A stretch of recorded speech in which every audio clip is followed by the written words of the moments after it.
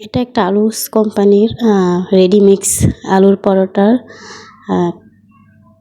মশলা। মানে এটা আলুর পরোটা বানাইতে যা যা লাগবে শুধু আটা বাদে সব কিছুই দেওয়া আছে।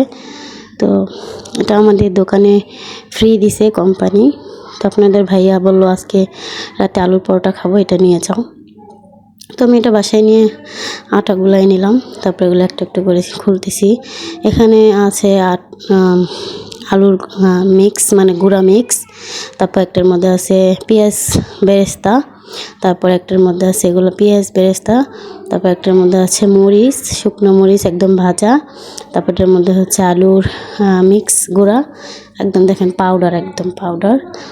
তো মানে যাদের বাসায় আলু সিদ্ধ করে আলুর ভর্তা বানিয়ে তারপর আলুর পরোটাটা বানাইলে খুব সুন্দর হয়। এটার মধ্যে একটা গ্লাভস দিছে দেখেন সুন্দর করে, যাতে এটা হাতে দিয়ে আপনি ভর্তাটা মাখাইলে আপনার হচ্ছে হাত জ্বলবে না, কারণ শুকনো মরিচ তো থাকে, অনেকে সহ্য করতে পারে না। যাদের বাসায় কেউ নাই তারা রেডিমিক্স নিয়ে বাসায় বানায় খাইতে পারেন। যাই হোক, জীবনে মেয়েদের প্রত্যেকটা সময় আসলে অনেক গুরুত্বপূর্ণ। আমরা যাই করি না কেন সংসারের ভালোর জন্যই করি।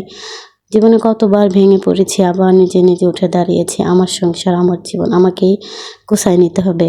সবাই আমাকে উপদেশ দিবে, বাস্তবে দেখবেন যে পাশে কেউ নেই। আমি জীবনে অনেক কিছু দেখেছি, সব কিছুর মাঝে এটাই মনে হয় যে আমার জন্য আমাকে যুদ্ধ করতে হবে, নিজের জন্য কিছু করতে হবে, নিজেকে চেষ্টা করতে হবে। বাঁচার জন্য আসলে আপনাকে কেউ উৎসাহ দিবে না। বর্তমান পরিস্থিতি, মানসিকভাবে সাপোর্ট দেওয়ার মানুষ কম। যে আপনার জীবন আসবে সে কোনো না কোনো স্বার্থ নিয়ে আসবে। যাই হোক, আমার কথা বলতে বলতে আপনার সাথে রুটিগুলো বানানো হয়ে গেছে। এদিকে আপনার ভাইয়া চলে আসছে। তো আসার সাথে সাথে আমি রুটিগুলো বানাইতে গেছি। রুটিগুলো কিন্তু একটু ভেঙে ভেঙে ফেটে ফেটে যাচ্ছিলো, কারণ আমি আটাটা কম দিয়েছিলাম, আর যেহেতু রেডিমিক্স তার জন্য আমি আলু মিক্সটা একটু বেশি দিয়েছিলাম, মানে আলুর পাউডারটা একটু বেশি দিয়েছিলাম, যার কারণে একটু ফেটে ফেটে বানাইতে আমার অনেক একটু কষ্টই হয়েছে। তাছাড়া বাসায় আলু সেদ্ধ করে বানাইলে কিন্তু মিক্সটা পরোটাটা খুব সুন্দর হয় এবং খেতেও খুব ভালো লাগে। এটাও খারাপ লাগেনি, আসলে ক্যামেরাতে আসতেছে না। কালারটাও খুব সুন্দর হয়েছিল এবং খেতেও খুব ভালো লাগছে, আলহামদুলিল্লাহ।